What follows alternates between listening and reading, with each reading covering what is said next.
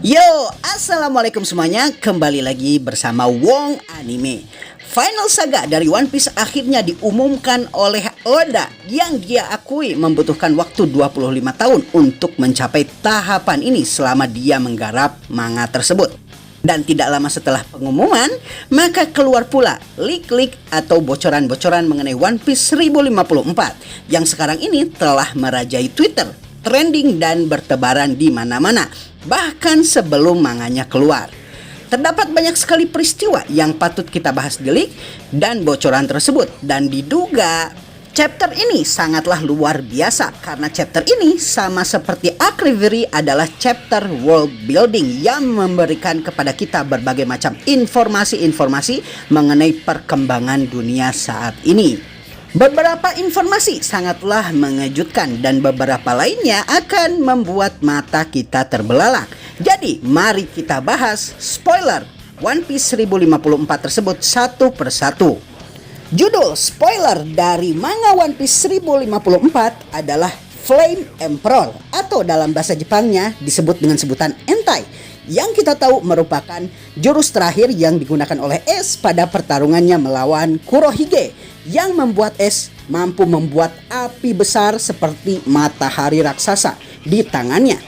Mengingat pengguna buah iblis logia api sekarang adalah Sabo, maka Wong Anime menganggap kemungkinan besar bahwa chapter ini didedikasikan khusus untuk Sabo, yang kita tahu telah memakan buah iblis Mera-Mera Nomi milik Ace tersebut. Salah satu peristiwa yang paling mengguncang mengenai spoiler 1054 ini adalah mengenai kematian dari Nefertari Cobra, ayah dari Nefertari Vivi. Peristiwa ini tentu saja menjadi tanda tanya besar karena kita semakin bertanya-tanya mengenai apakah yang sebenarnya terjadi pada pertemuan Reverie yang tidak hanya begitu dahsyatnya membuat sistem tatanan dunia bergejolak. Tapi bukan cuma itu, kita bahkan menemukan fakta-fakta baru mengenai apa yang sebenarnya terjadi di Reverie, dan fakta ini tentu saja sangat mengejutkan. Kematian Nefertari Cobra sebagai salah satu penggagas penghapusan sistem Shichibukai alias Seven Warlord tentu saja menyiratkan kepada kita mengenai betapa gilanya peristiwa-peristiwa yang terjadi di Reverie ini.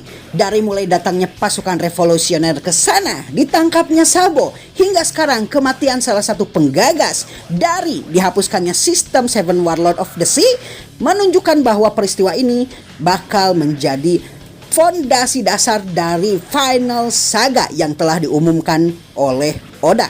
Beberapa teori juga menyebutkan kalau kematian dari Nefertari Cobra berkaitan dengan ditangkapnya Sabo di Marijoa.